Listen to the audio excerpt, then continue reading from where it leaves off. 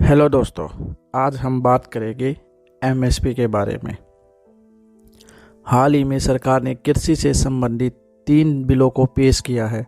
जब से ये बिल पेश हुए हैं तब से देश में हंगामा मचा हुआ है और अब तो किसान इस बिल के विरोध में आ गए हैं और इसके चलते वे आंदोलन कर रहे हैं।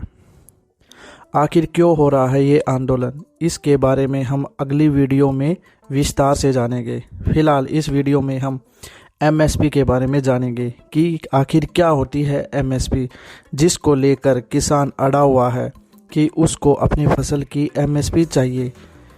किसान चाहता है कि उसको अपनी फसल की एक गारंटीड एमएसपी मिलनी चाहिए। तो चलिए जानते हैं कि क्या होती है MSP. MSP stands for minimum support price, यानी कि सरकार किसान की फसल के लिए एक न्यूनतम मूल्य निर्धारित करती है। इसे ही एमएसपी कहा जाता है। यह एक तरह से सरकार की ओर से गारंटी होती है कि हर किसान को उसकी फसल का सही दाम मिल सके। एमएसपी सरकार की तरफ से किसानों को अनाज वाली कुछ फसलों के दाम की गारंटी होती है।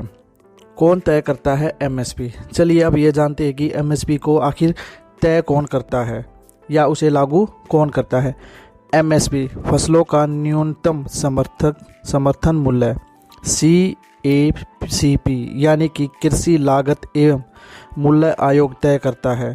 CACP लगभग सभी फसलों के लिए दाम तय करता है, जबकि गन्ने का समर्थन मूल्य गन्ना आयोग के द्वारा तय किया जाता है। आयोग समय के साथ खेती की लागत के आधार पर फसलों की कम से कम कीमत तय करके अपने सुझाव सरकार के पास भेजता है और सरकार इन सुझावों पर स्टडी करने के बाद ही एमएसपी की घोषणा करती है। अब हम जानते हैं कि किन फसलों का तय होता है एमएसपी। रबी और खरीफ की कुछ अनाज वाली फसलों के लिए एमएसपी तय की जाती है। एमएसपी का गणना हर साल सीजन की फसल आने से पहले तय की जाती है। फिलहाल 23 फसलों के लिए सरकार एमएसपी तय करती है।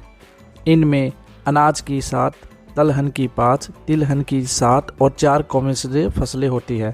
धान, गेहूं, मक्का, जौ, बाजरा आदि की फसलों के लिए दाम सरकार तय करती है।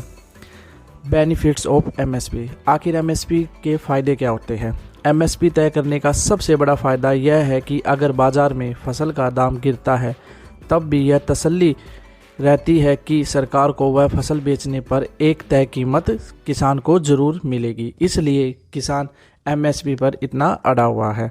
अगर वीडियो पसंद आई तो चैनल को सब्सक्राइब ज़रूर कर देना।